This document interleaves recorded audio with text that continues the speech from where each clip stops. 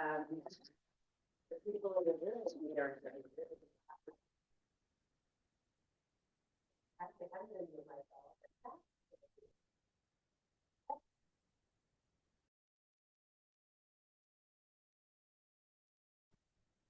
Lizzle. Bad sound? It's okay? Can you hear me? They can hear you. Someone said bad sound. They can hear you. Just go. Yeah? Yep. Okay. Sashi Buki Jushin Netotra Vira Lingshi Nyande Gembadi Sage Shindu Mite Uwagi Rogo Namda Shinga Jubashu Iram Guru Rana Mandala Kampayataya Pangi itu dong? Nah, Let's. okay. Good morning. Perhaps good afternoon. Yes. Yes, Claudia, can you hear me? Sound is gravelly. Can you hear me? It's like muted. It's weird. Connect to my group, please.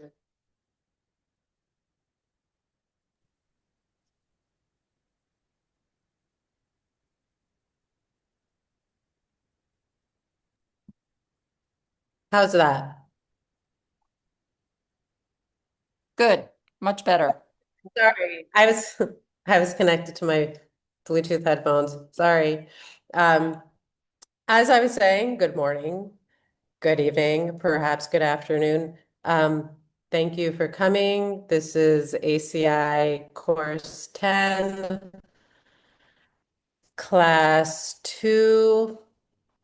And that was the short mandala prayer. So for any of you who are new, this is a short prayer that we would traditionally do before class to request the teachings, because in the Buddhist tradition, we're not actually allowed to teach unless someone requests it.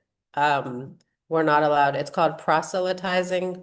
We're not allowed to do that. Even if you're a new, excited Dharma student and you just went to your first class and you heard this thing about the pen and you're so excited, you cannot go and try to convince everyone to be a Buddhist. We don't do that. So the mandala is a request for the teacher to teach, and in it you're offering like a perfect world. And then it's nice that you see the teacher like as a channel for the Buddha or like a representative of the Buddha. I am not the Buddha. I did not say that, but it's nice when you go to the class to just see the teacher is like, taking the Buddha's teachings, and then the Buddha's not around today unless he is or she is. But it's nice that we have friends and teachers who can teach us. So that's why we do that short prayer. I know some teachers don't do it, but I warned you, I'm old school, so I like it. So I thought we would just start with a very short meditation. So you can close your eyes.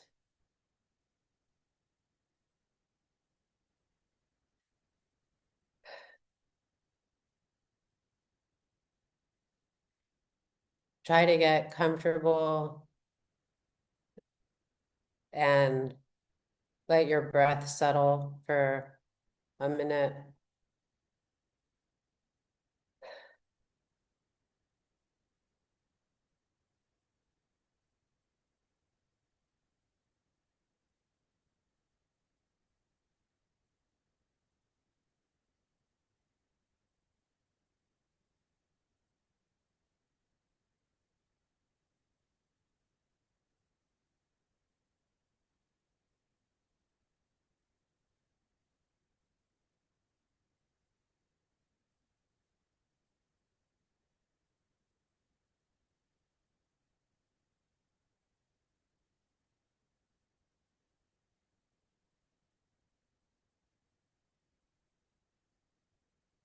And just briefly, I want you to think about what it means to be a good person.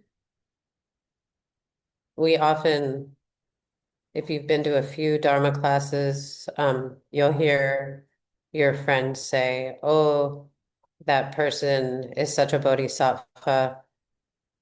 What does that mean to you?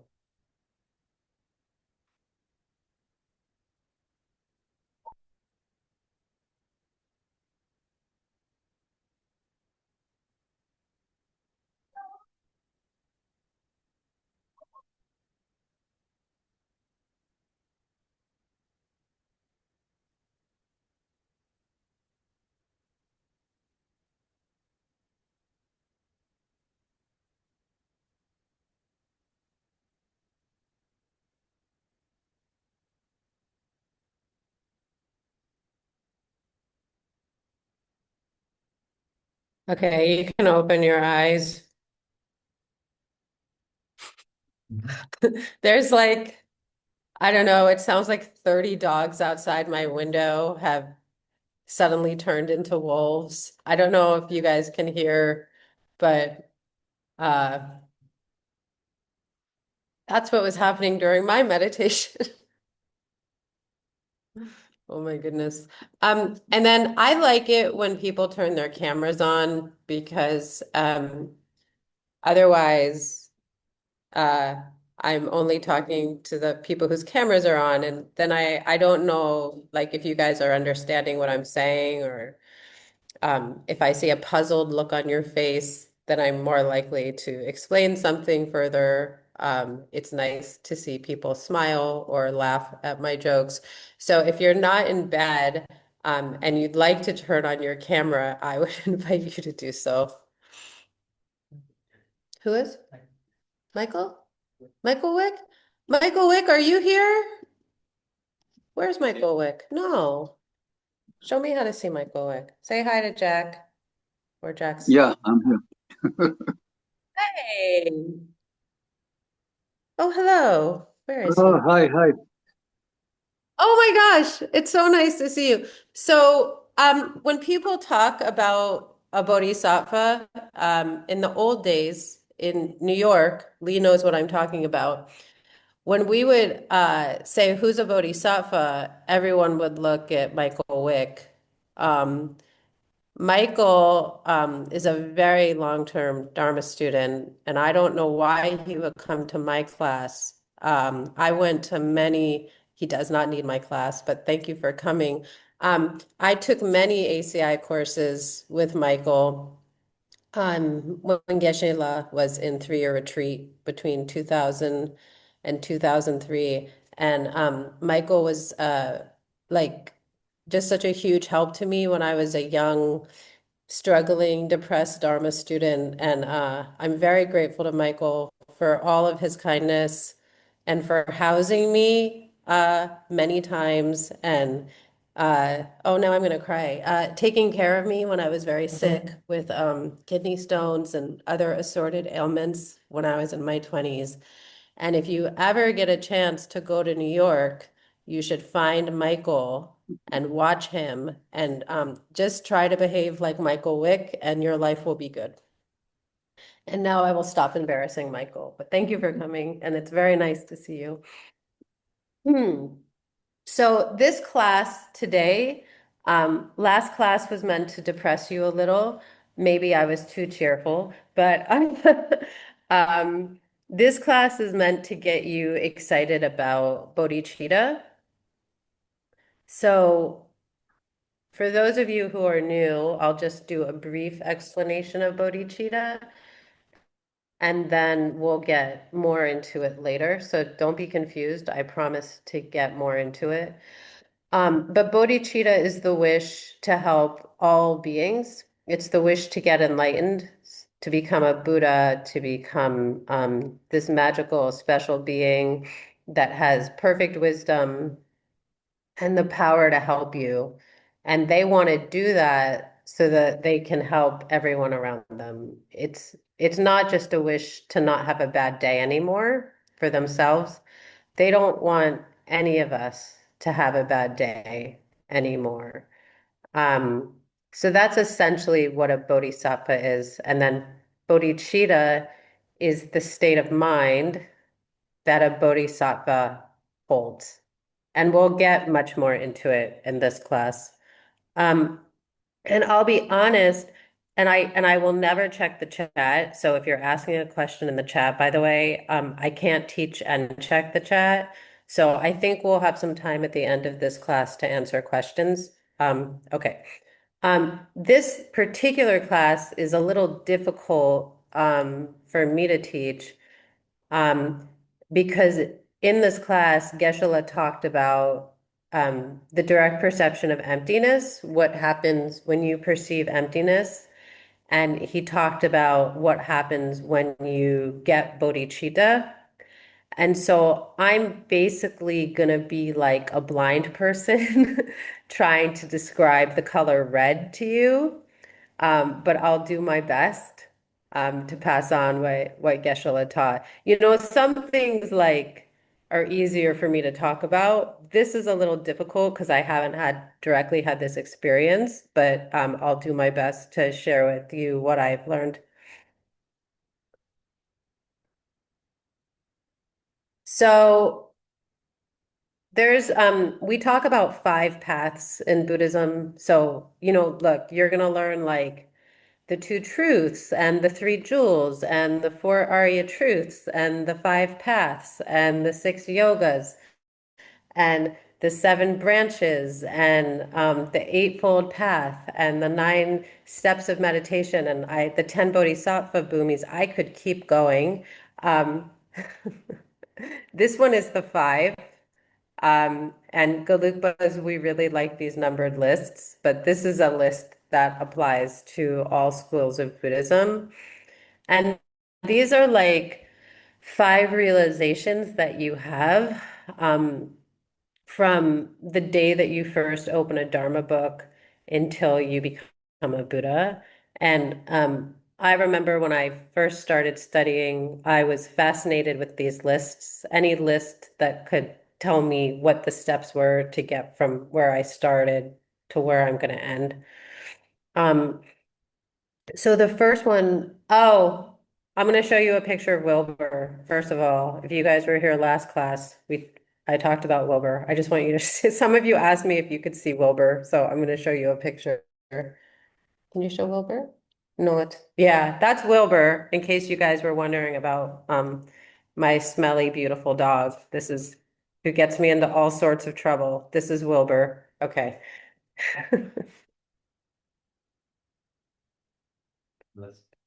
May everyone have someone look at them the way Wilbur looks at me. Uh, okay. So this is just a little image of the five steps, the five paths to Buddhahood. So the first one is called Tsoklam.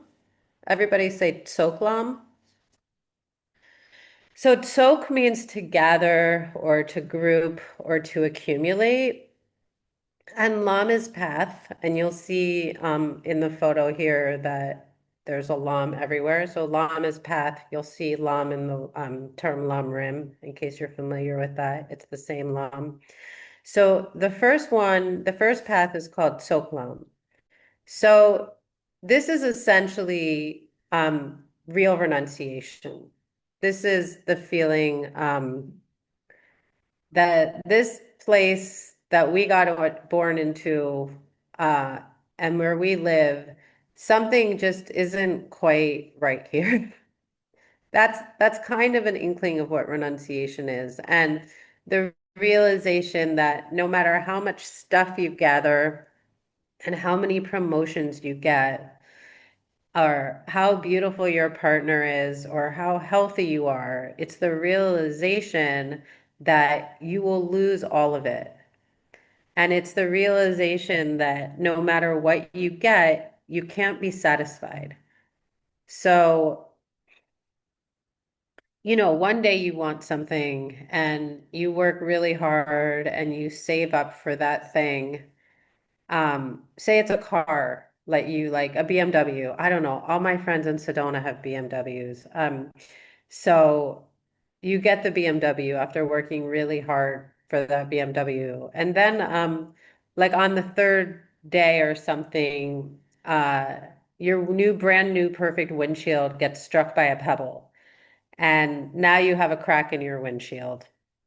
And then you look at your friend's new Range Rover and his car goes 0 to 60, 3 seconds faster than your BMW.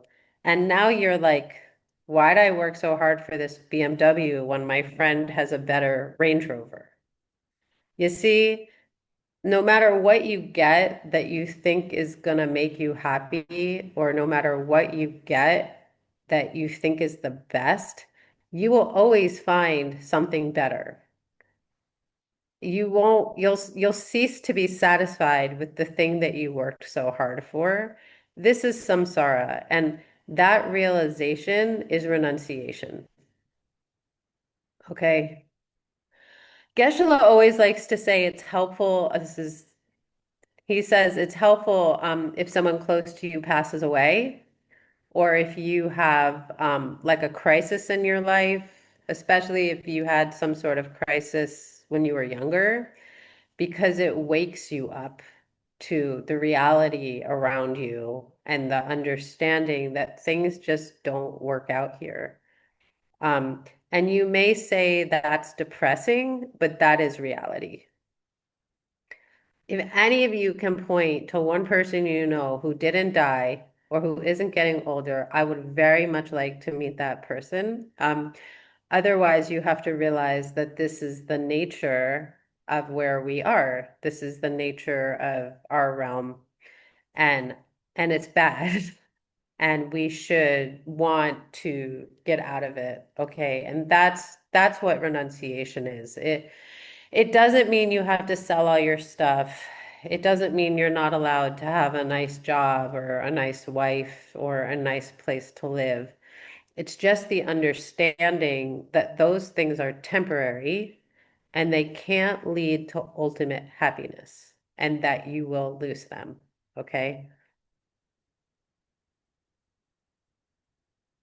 So, Soklam is it's a state where you start to be honest with yourself and see that about your reality. Um, and they say you can't really get anywhere in Buddhism without this. Okay, so like I mentioned, I've been around a long time, and it seems to me that the people who didn't have like an inkling of renunciation, they didn't stay on this path very long. They just go in and found something maybe a little easier. And, maybe it's because they didn't have enough suffering and they didn't feel the fire under their seat to make them progress them on the path. Um, so it's a nice way, it's an interesting way to frame like when bad things happen to you, or if you had like a tough relationship with your parents, or some trauma in your life, or some trauma as a child, that these things will push you harder on the path. And it's a way to sort of rewrite, we call spiritual revisionism. It's an interesting way to rewrite your past, because even the traumatic things are not self-existently traumatic if they put you on the path to Buddhahood. Okay. Um, the second path is Jorlam. Everybody say Jorlam. Jorlam. That's the path of preparation.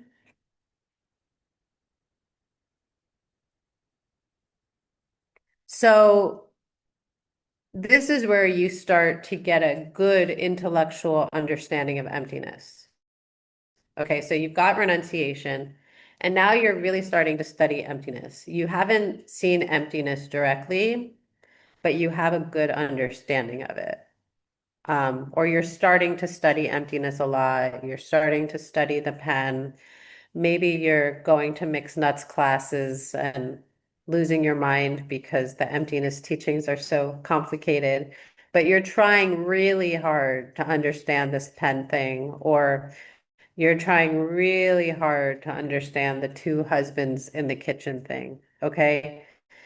So that's Jorlam, and it's called Path of Preparation because it's preparing you to see emptiness directly. And then the third path is called Tonglam. Everybody say Tonglam. Good. So Tong is to see, Lam is path. So this is path of seeing. This is where you see emptiness directly. Yay!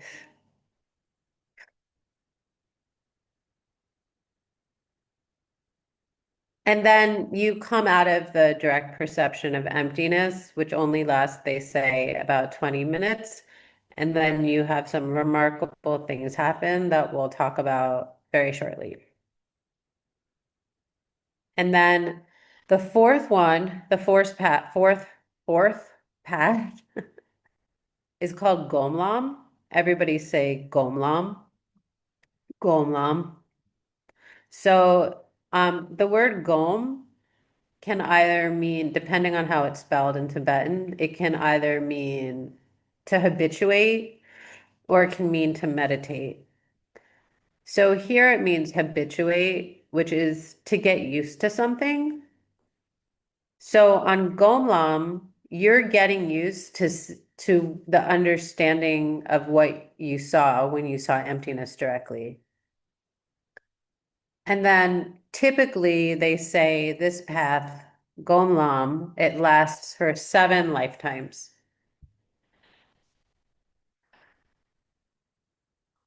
And then the final path is called Miloplam. Everybody say Miloplam. Miloplam. So we all want this one. I mean, we all want all of them, but this one is the path of no more learning. So, I mean, it's so sad, no more ACI classes for you. I mean, I'm sure you're still allowed to come, but you've like don't have to do your homeworks anymore. You get a pass on all your homeworks and quizzes and final exams, because you're a Buddha. Yay! So that's what that's what happens at the fifth path. So if you're on the Mahayana track, which means you have bodhicitta, then you reach Buddhahood. And if you're on the lower, we call it lower path, but you shouldn't think of it as lower. It just means you're on a path without bodhicitta. This is Hinayana. Then you would reach what's called nirvana. Um, and just this image, in case anyone is wondering, it's called Vajra or Dorje. Everybody say Vajra. Everybody say Dorje. Good. And I'm not going to talk about it. You will learn more about it later. You can take the slide down. Good. Thank you. So what's nirvana? Who knows what nirvana is? For $0. Anyone in the room want to tell me what nirvana is?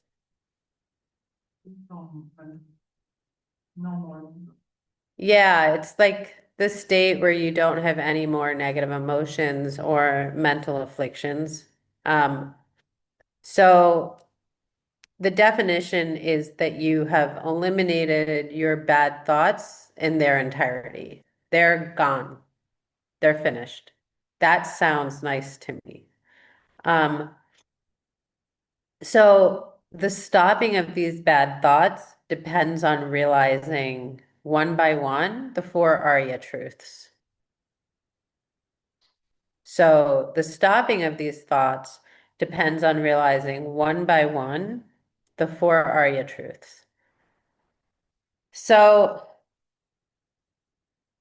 how many people have heard of the 4 Arya truths?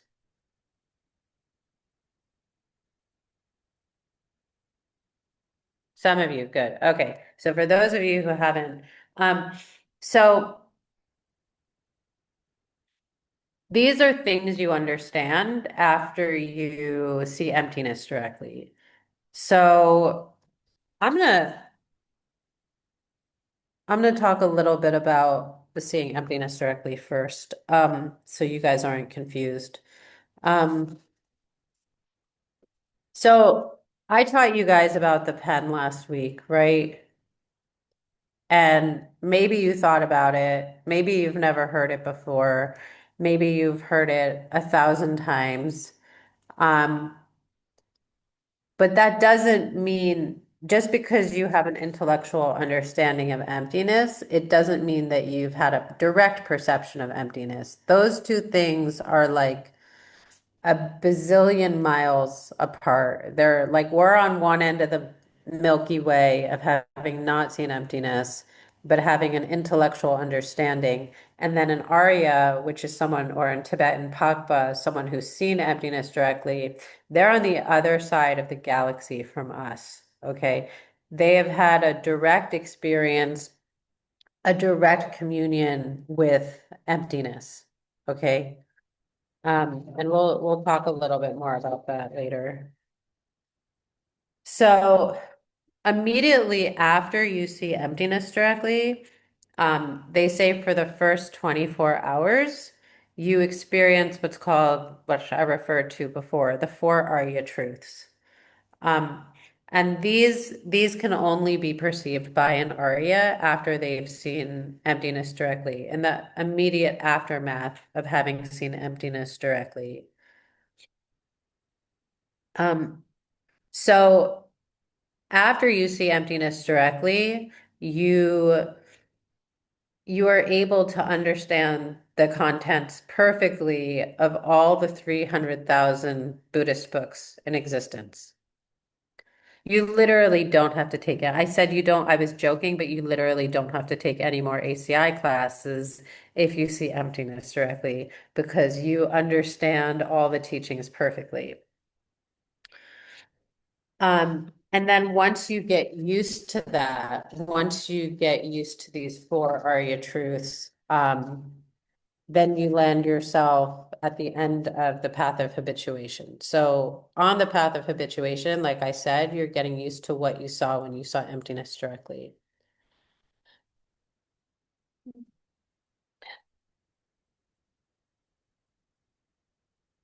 So on this path of no more learning, the fifth path, when you become a Buddha, your entire mind and your entire body change. There's a fundamental change. The nature of your mind changes, the nature of your body changes. Um, and when you see emptiness directly, this is a cool thing. When you see emptiness directly, you're actually seeing the emptiness of a Buddha's mind. So you're actually meeting the Buddha. When you see emptiness directly, you're actually meeting a Buddha for the first time. Like we call ourselves Buddhist, but I would argue that none of us actually really knows what it means to be a Buddha. Like we've all seen drawings of a Buddha, and we have like an idea maybe of what it's like to hang out with a Buddha, like, oh, they'd be so nice, and maybe we could fly in the sky and they'd show me some miracles or something. But having never met one, it's just a very abstract idea.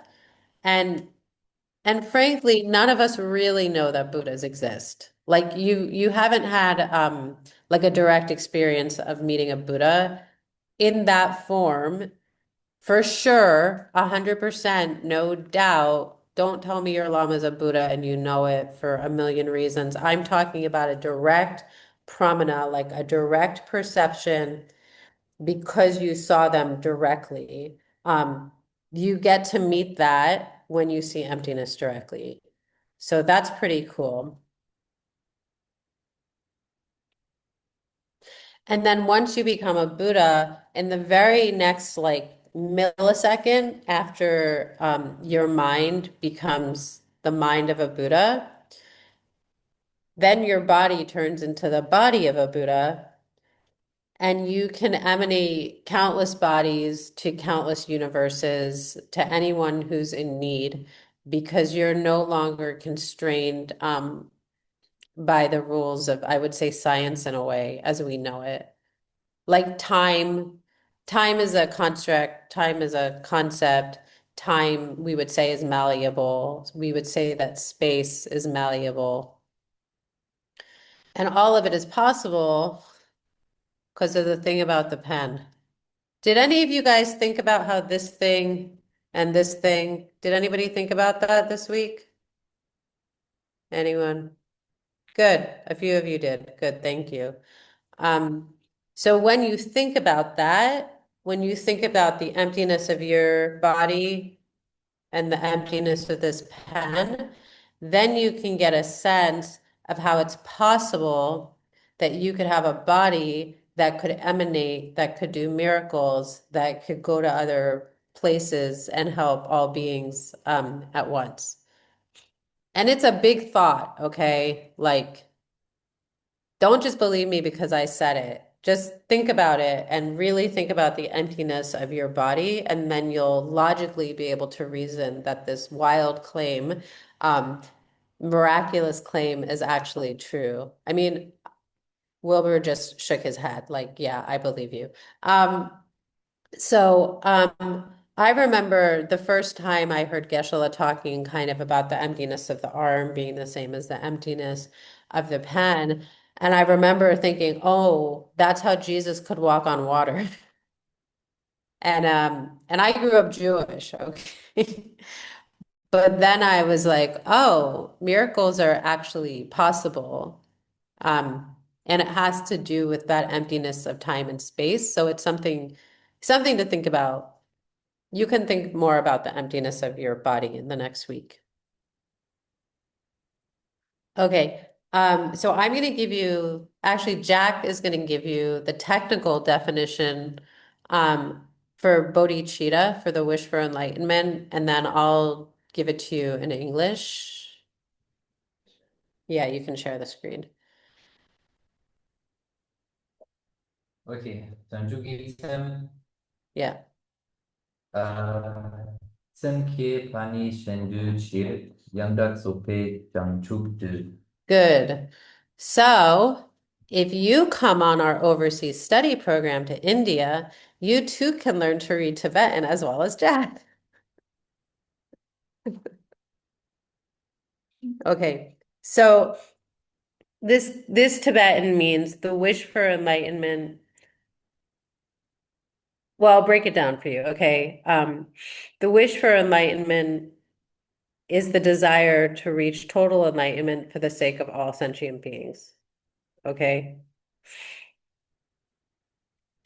So like I said at the beginning of class, you want to reach total Buddhahood so you can help everyone else out there. And I want to talk about, what does all sentient beings mean?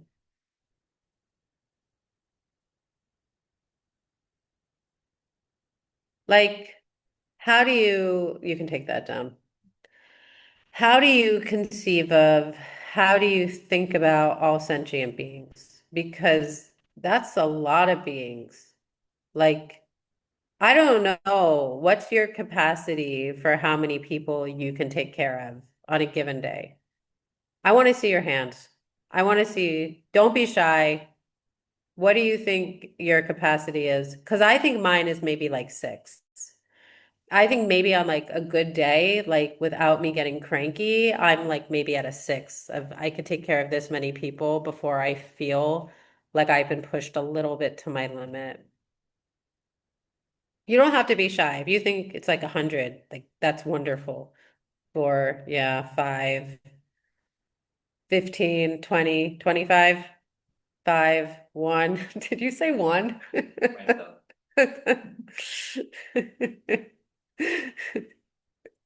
So then we're saying, like, I'm going to become enlightened so I can help all sentient beings. Okay, I can help six. I think our planet has 7 billion, and that's just humans. What about all the dogs and the pandas and the bugs? There are so many bugs. We have to help the bugs as well. I mean, like, I'm gonna get enlightened to help all the sentient beings and forget about the guys on the other planets who I can't even imagine what they look like. Okay, so I think it's good to meditate on what all sentient beings means to you. And um, unfortunately, all sentient beings extends to like the most annoying person you know. It extends to the meanest person you know. Um,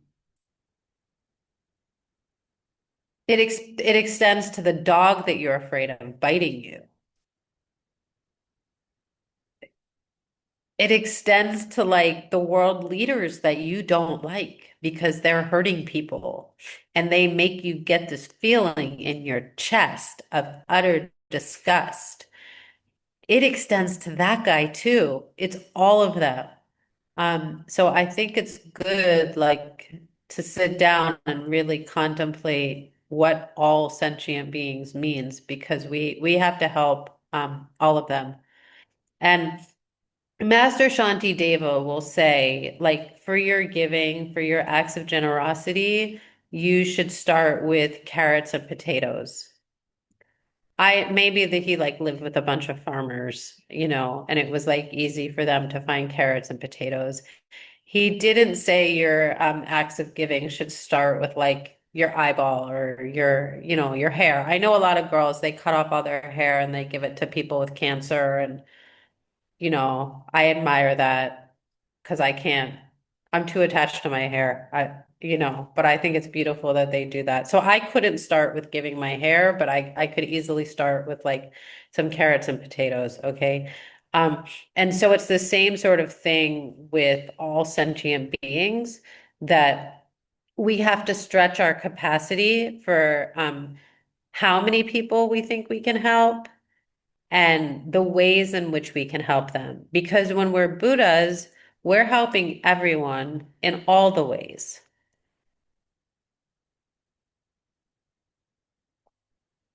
So I don't know, maybe some days it's like nice to walk around your city or your town and pretend you're a Buddha. And what would it be like to have the mind of a Buddha and the capacity to love the guy on the subway who just threw all his trash on the floor and then just left? That guy really bothers me. I remember that guy from the New York City subway like 15 years ago. I'm still irritated at that guy. What's it like for me to love him and want to get him enlightened? Um, so that's a nice practice. And then you'll see maybe that's a different way of how you normally walk around your city or your town and how you normally think of loving people and who you think that you have the capacity to love or to take care of. A lot of people are really into taking care of their families. And they think that that's the only capacity they have, but your heart literally is a muscle. Um, but that capacity to love is also a muscle. I remember Geshe-la, I don't remember what class it was, but he's like, if you knew that your neighbor like was terribly sick, would you help them? If you knew that the guy two doors down was terribly sick, would you help them? If you knew the woman in the next building was terribly sick, would you help her? If you knew there was a woman in the next town who was terribly sick, would you help her? If you knew there was a woman in another country who didn't speak your language who was terribly sick, would you help her? Where's the wall where you say, no, I won't help that person? And then you have to push that wall. If your wall is like next town over, you need to push the wall a little bit. Um, and your capacity is unbelievable. It really is. It's much greater than your capacity is much greater than what it currently is, and our capacity is much greater than what we can imagine. So I would say for your homework before the next class, walk or do that thing where you walk around your town. I'm sorry, I know it's very cold for some of you, go to a mall or something. You can walk around indoors, Cherry. I know it's freezing where you are. And just try to see what it's like. Imagine what it's like to have this heart that wants to save all the beings. Okay. Okay. So sorry, this is the class is a little like whoop, whoop, whoop, but I always just keep the order that Geshe gave things in because he's way smarter than me.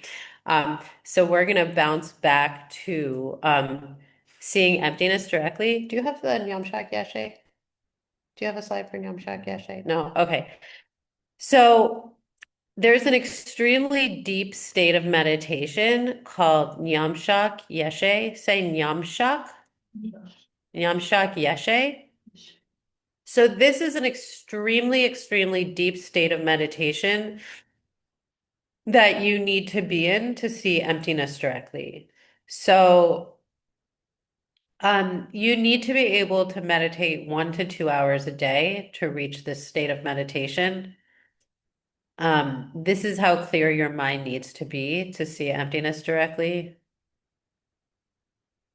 I'm seeing some sad looking faces when I say that. It's hard. These stupid phones, they're so stupid. Why do I call this my stupid phone? My God, has it made me stupid? I mean, like I can access all the information in the world on this thing, and yet the more I'm on here, the dumber I get. And um, the less ability I have to concentrate. So I'm trying to make an active effort to be less on my phone so that I actually, one, have time to meditate more time, longer per day, but also the capacity to concentrate. Because if you're scrolling all day, maybe you can keep your attention for 30 seconds at a time. Um, so we can try a little bit less time on the phone, and then maybe we can be a little more focused in our meditation.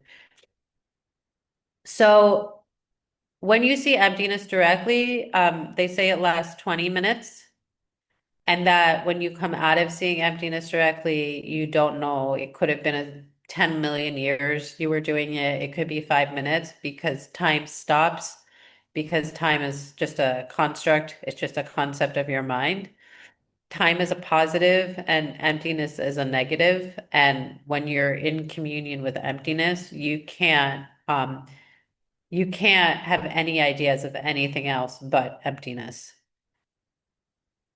And after you see emptiness directly, you get a feeling of descending, that you feel that you're coming back down because you're actually going to a platform called the form realm. And I know this is very technical, especially for those of you who are new. So um, this is like our most technical class. So I promise, just bear with me and we'll get back to the less technical things a little bit later. So after you've seen emptiness directly, you have this amazing thought, oh my God, I did it. I saw emptiness directly. Um, but you're no longer seeing emptiness directly. You're just remembering what happened to you. Okay. Um, you're aware that you've met one of the parts of the Buddha. So there's different parts of the Buddha, okay? There's the emptiness of the Buddha, which is the Dharmakaya. There's the Nirmanakaya, which is the body that emanates to all the planets. There's the Sambhogakaya, which is the beautiful form of the Buddha you see in the Tankas, and that's what they look like to themselves when they look in the mirror. Um, and then there's like the omniscience of the Buddha. So after you come down from seeing emptiness directly, you're aware that you've met the Dharmakaya. And then your next thought, as I mentioned before, is wow, Buddhas really exist. And you know that you've met one directly. So you're confirming the existence of Buddhas. You're confirming that everything you've ever learned about Buddhism is true. And you have a very strong emotion that Buddhism will be the way to get you out of suffering. They say you're also able to see your future lives. You know how many lives you have left before you become a Buddha, and they say that 7 lives is typical. And you know for sure how many lives it will be. So, like, we don't know. Okay. We're like, could be 10 billion, could be 25, could be 16, could be a trillion. We don't know where we've come from and we don't know where we're going. And, it's a little scary if you really think about it. Like, we've all pretty much, we say, won the jackpot. Translators, you know what that means? You won the lottery in this life. Um, you have a human body that can get enlightened. Um, you, I don't know if all of you have 2 arms and 2 legs, but I think you all have some limbs. Um, you have your sense faculties intact. You have a mind that works. You have an interest in the Dharma. Um, Hopefully, most of us live in relatively safe places. I know that some of us right now are living in places that aren't safe, but they have been in the past and they will be again. Um, so for an Arya to know that like they only have 7 lifetimes left is pretty unbelievable. I mean, that's just like amazing. And then Geshe-la said that you also know that they won't call you by your name anymore. Like, no one's going to call me Ruby anymore. No one's going to call you Flavia anymore. And that's very important. And it has to do with emptiness and labels and how we name things, how we apply labels to things. And it's quite deep. And I've never received a teaching on it, to be honest. And I've never heard anyone ask a question about it in class. So maybe one of you, Geshe-la won't call on me anymore, unfortunately, because I've been around too long. So I don't get to ask questions in class. But maybe one of you will ask him someday what this means and I can learn. Um, you get it's called a pramana, a direct, valid perception that what you saw was real, that you're not crazy. Um, the feeling of doubt actually about the Buddhist path is one of the few mental afflictions that goes away after you see emptiness directly. You still have like 83,996 or something bad negative feelings left after you see emptiness directly, but the feeling of doubt about Buddhism is gone forever because you've seen your own enlightenment. You've literally seen the day that you get to be one of those like glowing paradise Buddhas that can help all beings at once. And I'm sorry, I'm sniffly. I have a cold. I always get sick when I teach Dharma. It's you can go watch my other videos. I'm sick in like all of them. Hopefully it'll be better in a few days. So if you're on the Mahayana path, which means you're interested in this thing called bodhicitta, um, then after you see emptiness directly, um, you can read other people's minds, by the way, for about 24 hours after you see emptiness directly. Um, then immediately after you see emptiness directly, you have a direct experience of bodhicitta. And they say it's like an extraordinary experience of bliss that lasts a minute or two, and you get a physical sensation of a beam of light coming out of your chest and going across all the universes and reaching out to every living being. And then Geshe-la has said that you know that you'll spend the rest of your life helping all of these beings, and that you actually are able to see the face of every single being on all the planets and all the universes, and that the mind has this capacity, and you shouldn't think that it's not. You shouldn't think you lack this capacity or this potential. And it's the same thing as um, it's not much different than having the capacity to love every annoying person you've ever met. Okay. And then you'll spend the rest of your life taking care of others. And everything you do from then on is aimed at helping other people. Okay. And at the end of this class, I'm going to talk a little bit about how sometimes we think like, I know I spend all my time taking care of other people and I'm just exhausted.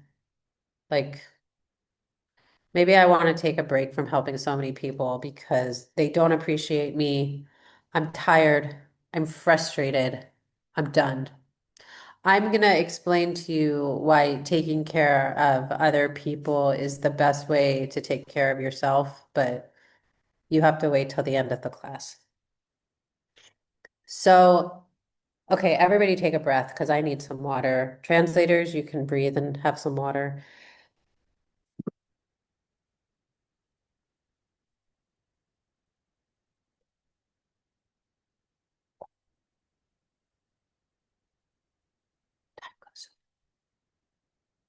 Oh my gosh.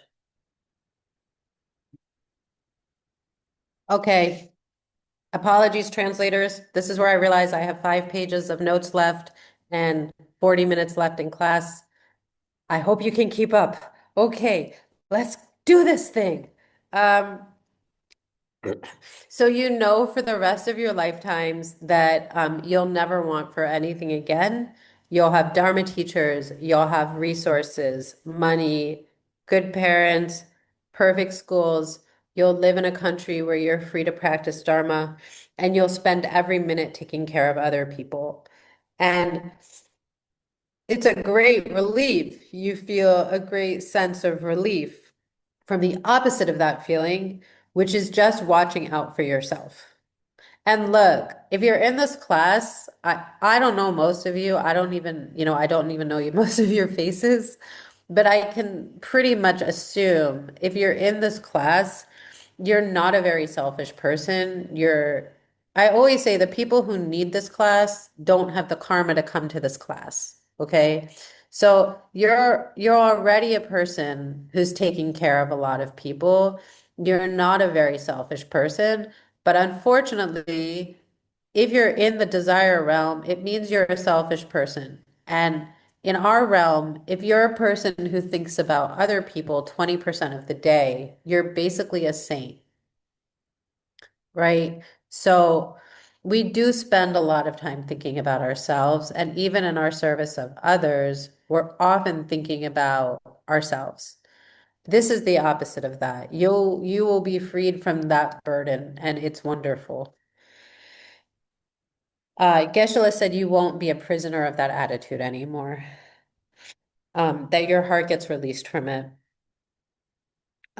So you also, after bodhicitta, the direct experience of bodhicitta and seeing emptiness directly, you no longer have the karma to go to a lower realm.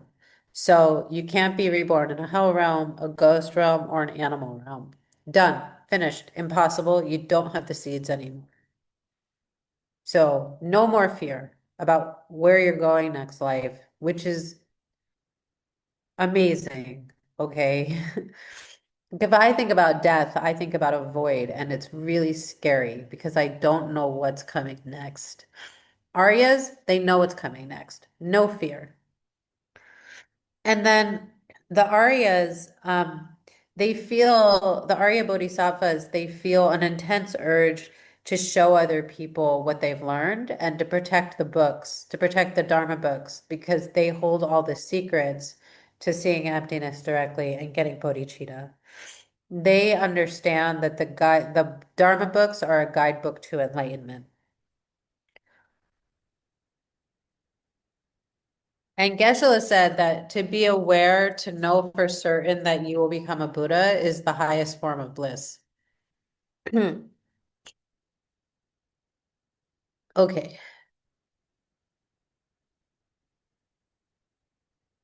And I would encourage you to listen to any of the many teachings that Geshe-la has given about seeing emptiness directly, because he's done it, and it will, he'll give you a much better impression. And, you know, should I tell them the thing that I heard today in the tape? So I've listened to this class many times. And every time I listen to a class, I hear something different because of, it's empty. But today I heard Geshe-la say when he taught this class in 1997, when he never admitted to like being an Arya Bodhisattva or anything, I heard him say, well, like for example, if you were like a person who saw emptiness directly on like July 25th, 1970, whatever, then you would have this experience. So that was cool. I never had the karma to hear him say it. But you can listen to the teachings he gave in Japan, or there is a teaching he gave in July on like the 50th anniversary of his seeing emptiness directly. And that's a really amazing, beautiful teaching that you can listen to and get a lot of insight. Okay, so moving on to some homework questions. Can you open Winsome and Jixem? So there's two different types of bodhicitta. One comes in the form of a prayer, which is called munsem. You can say munsem. And then one comes in the form of an action, which is called juksen. Everybody say juksen.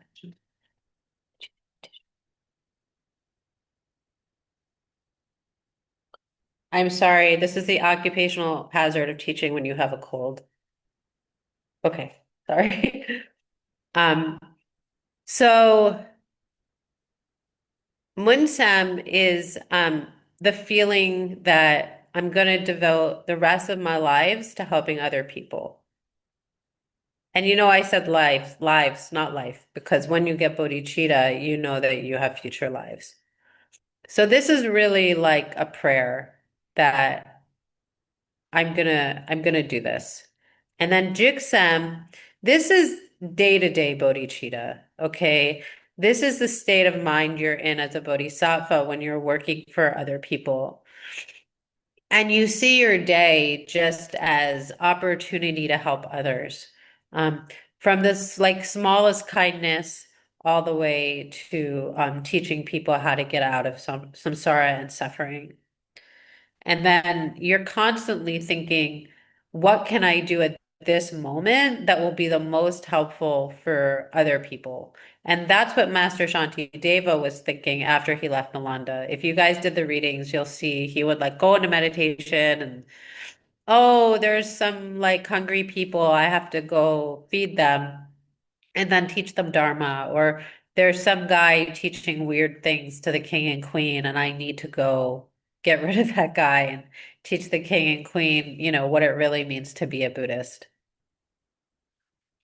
And then you can take a ceremony to do that. Can you take this down? I probably asked this last time, but how many people here have taken Bodhisattva vows?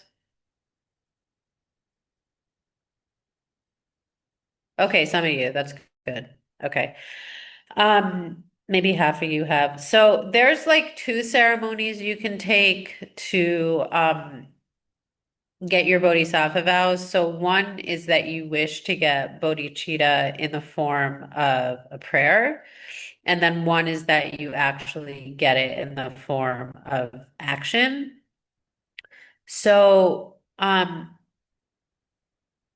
it's a seed for real bodhicitta. You don't like become a bodhisattva because you made a bunch of promises, but it plants a very strong karma for you to become a bodhisattva.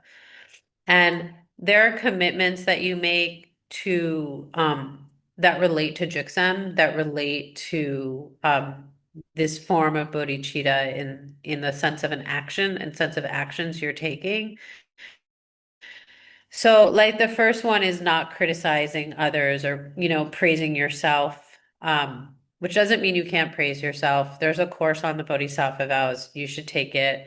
And then there's vows like making sure to give people money if they need it, making sure to take care of handicapped people, um, making sure to honor your teachers. These are like active vows. You're not trying to restrain yourself except for criticizing. You're trying to really do things to actively help people. Like, you're trying to help the environment, things like that.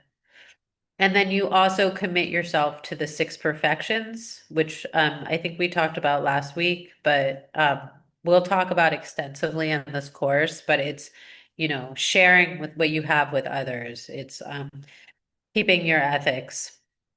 It's keeping your patience when people are really pissing you off. It's joyfully helping others, even if no one's helping you at all.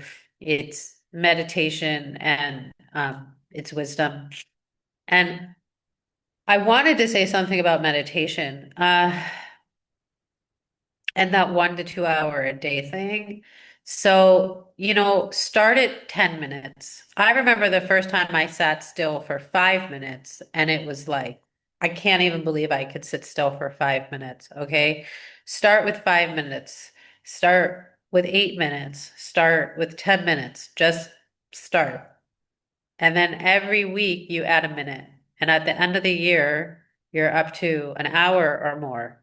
Okay. And you're adding it in 1 minute increments so you don't notice. And this means that even on days that you don't feel well, you meditate. It means even days where your mind is crazy, you meditate. Even days when you're depressed, guess what? You meditate. Days you're angry at your friend, you meditate. And especially the days you just goddamn well don't feel like it, you meditate. You don't need to meditate. Okay, I'm gonna say it, but I don't really mean it. You don't need to meditate when you feel great. You already feel great. You should meditate when you feel great. But a lot of times we feel that when we're having a bad day, we're not going to meditate because the meditation will be terrible. If you get your butt to sit down and you try to still your mind, it is a fantastic meditation. I don't care if your mind is crazy that day, or if you cry through the whole thing, or if your whole meditation is the list of groceries you need to buy at the supermarket. You are establishing a habit. Not that any of this has ever happened to me, every time I meditate. You're establishing a habit. Okay, that establishing the habit is more important than at the beginning, and I mean like your first year or something, but just establishing the habit is more important than I had a great meditation.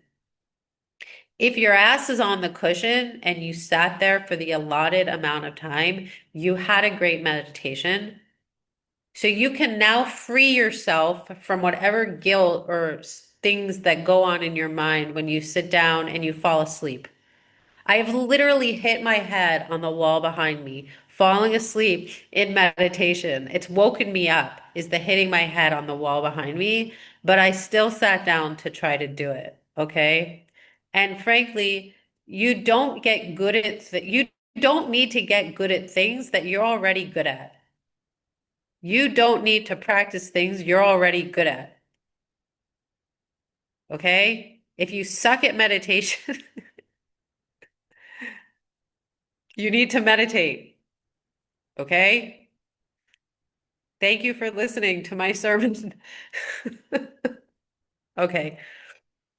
Um, good. Okay.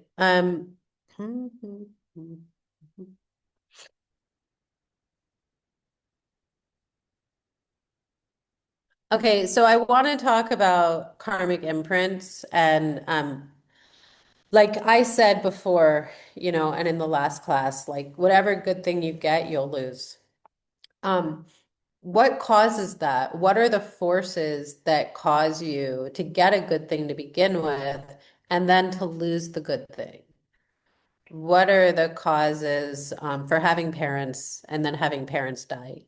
What are the causes for your child to love you and then grow up and be a teenage jerk? What are the causes for like getting a great t-shirt and then 3 days later spilling some chai on it and living in a country with no bleach and ruining your brand new white t-shirt? What causes those things? Um, in a non-Buddhist place, we would just say, well, it's just dumb luck. We don't believe in that here. We believe in karma. The forces are called karma. Okay. So what's karma? And how does it work? So I'm not much going to go into how it works. We have other courses on that. Um, but I'll talk a little bit about it. And these energies that make us get old, and I'm really on this wrinkle thing ever since I saw my neck in the mirror a few weeks ago. I'm really on this getting older wrinkle thing. But but like what causes that? And it's frankly, it starts the second you're conceived or the second you're born. You already have all the forces for what's going to make these stupid wrinkles appear on your neck. Okay. Um, so all these forces, they start like basically at conception and they'll destroy everything you have unless you figure out a way to beat them. And that's why we have these classes. Okay. So everything you say, everything you think, everything you do with your body puts an impression in your mind stream. Okay. And then that impression stays in your mind like a seed that you plant in the ground. And then it grows like a seed in your mind. And they say that your karmic seeds double every day, like exponentially. So times two, times four, times eight. Is it exponentially? It's like times two times, no, it's double. 2, 4, 8, 16, 32, 64, 128. Like I think in a week, your karmic, the power of the seed has gone up by like 128 times. So imagine over a lifetime. So we need to learn how to clean up the negative things that we've done, or said, or thought. And we need to learn how to plant the most powerful, potent seeds and make the strongest imprints in our mind because that shapes everything we see in the world. Okay. Our choices here are it's God, or it's random, or it's karma. Karma gives us some control. Karma gives us the ability to change things. Karma is wonderful and terrible and seems to be unfair sometimes, but really is ultimately fair. But the best thing about it is we can change things. We can look at the things that are going on in our life now, the things that make us unhappy, the things that make us hurt other people, and we can change them. Yay! Isn't that wonderful? That's so wonderful. I mean, thank goodness, right? So we say that every second, I'm sorry, I don't snap my fingers very well. But every like finger snap, every second, you are planting 64 distinct seeds, 64 distinct instincts, imprints, which is almost the speed at which a movie moves, that which video goes. I think it's like 46 frames per second or something like that to see still images turn into a movie. So you have these distinct impressions going off so fast that you have the impression of time passing and events happening in your life. And it's the same thing as a movie. Like um, if you've ever gotten one of those picture books, where you flip it and then it looks like the images are moving because you're like moving the images so fast, but really they're just distinct images. That's the same thing with our reality, but it moves so fast that it seems like a flow of time. So, Geshe-la said that, if we find ourselves together in a class, it's because we did something good together. We did some virtuous event together. And now we're being forced to see another virtuous event ripen in front of us. And force is a very interesting word here because we don't have choice. We have an illusion of free will and an illusion of choice, but we're actually being forced by our past actions to join together tonight. Not how many people are here? 17 people here. There's 7 billion people in the world. Us 17 did something together in the past, and now we find ourselves on Zoom. And the 3 people in the room with me, we did something even more powerful together, which landed us in the room together and not on a Zoom. What did we do, you guys? I don't know. Okay. What? Oh, it's 18. Well, us 18 people then. Who did? Oh, okay. Us 18 did something very powerful together. 19. Hello. Us 19 people did something very powerful together. Moving on. Okay. So this also applies to your thoughts. Okay. Like, are you the listener of your thoughts or are you the thinker of your thoughts? Are you both? Yeah, you're both. That's trippy when you guys should try to, in all your free time, you should try. No one has any free time. You should try to think about whether you're the thinker or are you the listener or are you both? Um, and these thoughts are going off in your mind due to karma. And the thought karmas are particularly powerful, okay? But it's an amazing thing because that's why meditation works. That's why you can change your world through the thoughts that you have in meditation because the thought seeds are extremely powerful. Like 1 minute, 30 seconds of thinking, oh, that guy looks like he'd like a drink. I should go get him a drink. You don't even need to go get the guy a drink. It'll still ripen as you having a delicious chai latte at Starbucks. But the drink only lasts 5 minutes because you only spent 30 seconds thinking about getting the guy a chai. So that's why another reason it's so good to meditate for longer because you get to plant more thought seeds. Okay, more powerful seeds through your thoughts. The longer you're sitting in meditation, the more it's just, you know, simple math. You're sitting and thinking more about things. You have more positive things to ripen in your future. And then actually, right before you see emptiness directly, you see karmic images. You see the projections coming out of your mind, and you see that things are not coming this way. You see directly that things are going that way. And in course 15, there's a really cool explanation of that. Also in the Japan teachings Geshe-la gave last month, there's a very good explanation about that. So we have to learn how to plant good seeds, how to plant good imprints. Knowing that your mind is just a series of imprints going off, your next obvious thought should really be, okay, how do I get rid of like the crappy things I did? And how do I make new, really good, powerful things come as fast as possible? Like, I don't want to sit around in a bad situation for much longer. I want this bad situation to go away, and I want the new cool stuff to show up as fast as possible.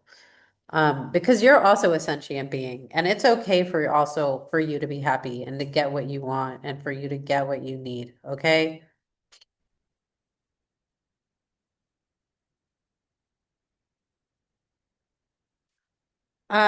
So there's like special methods in Diamond Way that allow you to ripen these seeds faster. So that's a pitch for why you might want to like do Diamond Way classes. It really makes things move much, much, much like exponentially faster, especially like seeds you plant towards your teacher are extremely, those seeds, I swear. And I'm not one of those people who's like, I did this thing and then 6 weeks later I got everything I ever wanted. I'm really not like that. I'm more like I did this thing and 10 years later something could happen. But I have had experiences like with my llama where I've done something and then 5 minutes later, I'm pretty sure that a thing ripened because of that. So anything you do towards your teacher, those seeds are very, very powerful. And it's really good to use a teacher as a means to get your seeds to ripen faster. And when I say use, your teacher doesn't mind that you're using them in that way. That's their job. That's what they're there for. They are happy for you to use them in that way. Um, and then they say that if you have feelings of great devotion while you're doing those actions towards your teacher, then that also can make the seeds ripen very, very, very quickly. So what's the ultimate imprint? What's the ultimate karma? Can you guys guess? What's the ultimate karma we need in order to get to Buddhahood? You guys can put it in the chat. I'll actually look at the chat this time, or you can just call it out if you want to turn your microphone off.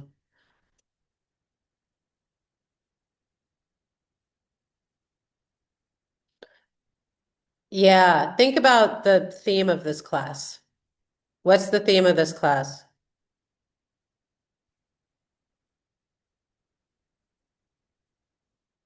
Bodhicitta! Yes! Bodhicitta. Bodhicitta is the answer. Um, so bodhicitta is the, if you could hear that, I don't know if you could hear that. That was Wilbur shaking out his head, and it was very funny and cute. Um, so bodhicitta is the ultimate karma you need in order to reach Buddhahood. It's interesting. It's not emptiness, it's bodhicitta. Very interesting. I would have thought it was the other way. I would have thought it was direct perception of emptiness. It's not, it's bodhicitta. Um,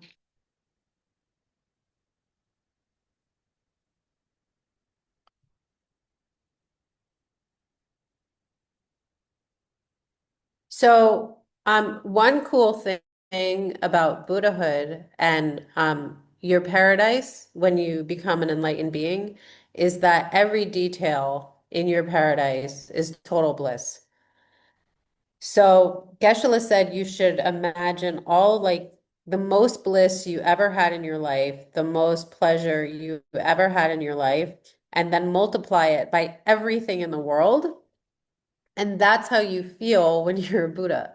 Like everything from like the grain in the wood, it's not real wood, the grain and I think the particle board behind me, every like strand of hair or curl on my head or feeling of cloth on your body, every single little thing would, if you were a Buddha, would be giving you great bliss. And you'd be seeing the empty nature of it at the same time. So I promised you I would tell you why why helping other people is the fastest way to help yourself. Um, and it's because the imprints, the karmas, they're always collected through your relationships to other people. I was talking to my friends about this yesterday. I think it was yesterday. The karmas, I'll say it again, the karma, the imprints are always collected through our relationships to other people. So if we want to move to some other sort of existence, if we want to have bodhicitta, if we want to accelerate the good seeds, then we have to take care of other people. And I'm just going to say we have to do it to our capacity. You have to do it to your capacity, but you also have to push your capacity a little bit. Okay. You have to know when you need to rest a little bit. You have to know when you need a day off. You have to sort of notice the signals for I'm getting grumpy before you get grumpy. I'm usually already grumpy by the time I realize I need to take a rest. You need to sort of notice your triggers a little bit before you have the nervous breakdown, and you don't want to help anyone, and you need to take a month off from helping anyone. you need to sort of start to notice those cues a little earlier, maybe than you already are. And then you come back refreshed and recharged and happy. And, you know, it's one thing to be taking care of people because you want to become a Buddha to help all beings. And it's another thing to be taking care of people because you're just a good person. You're just a good person will get exhausted quite easily and frustrated and like maybe a little resentful. So we have to move a little bit beyond I'm just a good person and my mom or dad taught me to be a good person, or I just have imprints from my last life to be a good person. And we have to be looking at our motivation, checking our motivation, and always trying to make our motivation a little higher. And I'll tell you the truth, even if your motivation is, I don't want to suffer anymore, I don't want to come back to a low, I don't want to go to a lower realm. I don't want to have any more anger or jealousy or pride. That's okay. I'm going to go help all these people because I don't want to suffer anymore is not the worst motivation, okay? I don't get parked there. Like, don't stay there forever, but there will be days where the best you can muster is I just don't want to suffer anymore. So I'm going to go help other people. And that's, you can stay there for a while. And then when you feel refreshed and you're not so irritated by people anymore, then you can raise the motivation to like, I actually just want to take care of everyone. I want to get to bliss as fast as possible so I can help all these other people get there.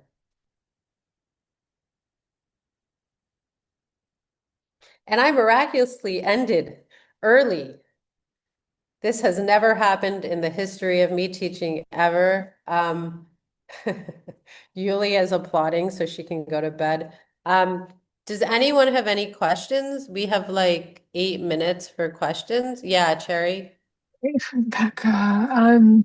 Yeah, actually, as you were just speaking, I was thinking, oh, I don't know if there's going to be time to ask this question.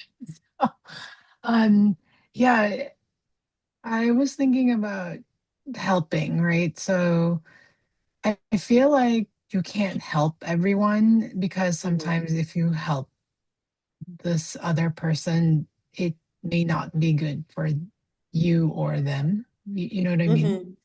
Mhm. Mhm. Can you talk more about that? Sorry, I hear my baby crying. I'll be off screen, but I hear you. I have. Okay. Okay. Cherry has a really cute baby, by the way. Maybe one day she'll bring her to class and we can see her. Well, if it's not good for you to help them and it's not good for them for you to help them, then you're probably not helping them if you help them. Good luck, translators, with that one. Hi, baby. Oh, she got big. You want to see her? Yeah, she got really big. Last time I saw her, she was like much smaller and had no hair, little less hair. I had a friend, I'll just say very quickly, I had a friend, she had a very serious problem with drugs. Um, I thought she was sober. I let her come stay in my house. I paid her rent for a month. She was getting unemployment, so I thought she could save her money and then she'd be able to get her own place. And then it turns out she used all of her unemployment money on drugs. So I thought I was helping her by giving her a place to live. And what I really did was enable her to buy more drugs. So I wasn't helping her. Um, if I had known at the time, I wouldn't have let her live with me. But karmically, I still planted amazing seeds because I provided housing for someone and resources. Um, and sometimes there's like an emptiness to your giving that even you try to give or you try to help someone and it fails, you still plant amazing seeds for helping them, even if it doesn't work out. So you could think about it that way.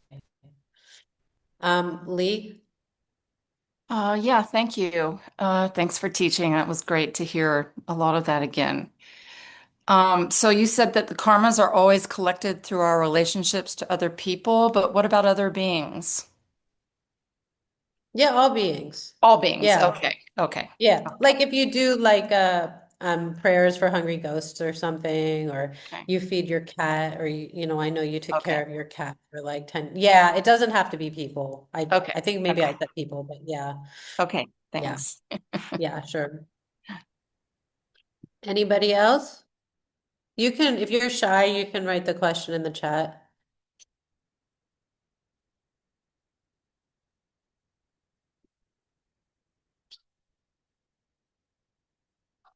Was it Geshe Michael who says, no questions, you know everything?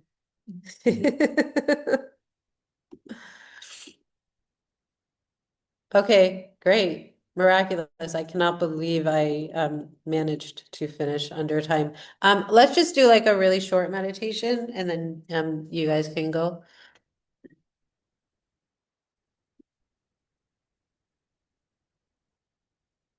Okay, so close your eyes.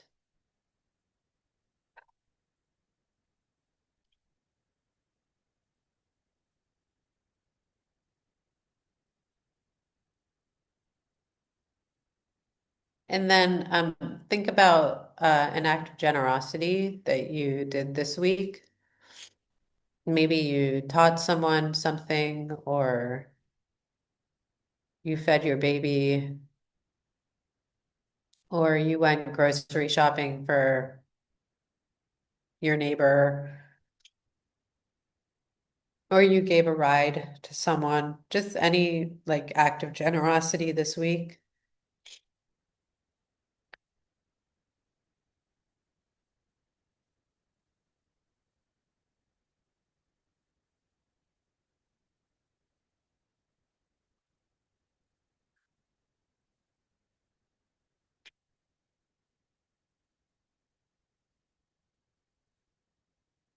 Now, I want you to imagine undertaking that same act of generosity, but with a motivation to help all beings.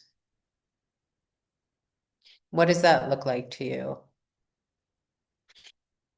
To give your friend a ride, not just because your friend needs a ride, but because you long to become a being who can give rides to countless beings, who can make all beings' dreams come true. Would your outer behavior of giving the ride change, or would it just be a shift in the way you're thinking about the activity and about the person you're helping and about yourself?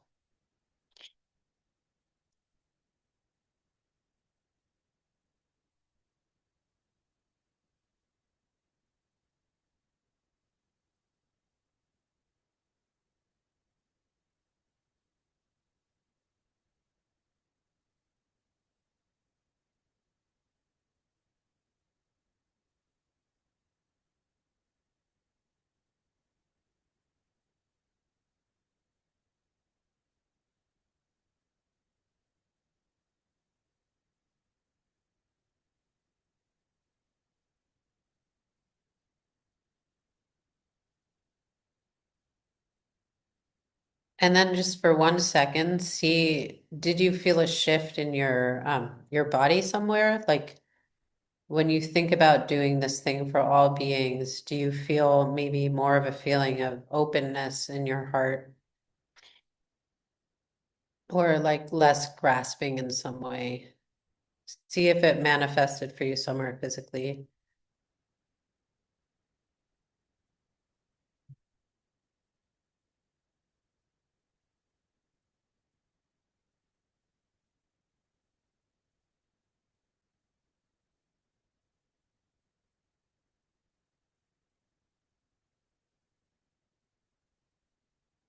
Okay, good. You can open your eyes. Thank you, everyone. We don't have to do the Tibetan prayer or anything. I will torture you with that next week or next class. Um, but we can just dedicate the merit, that we can all become these special beings that can take care of everyone at the same time with perfect wisdom and love.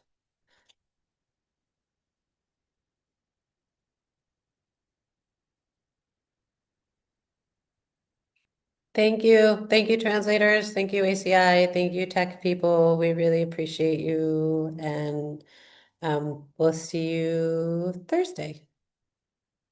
And you can, there's a Telegram chat you guys can join if you have questions or comments or anything.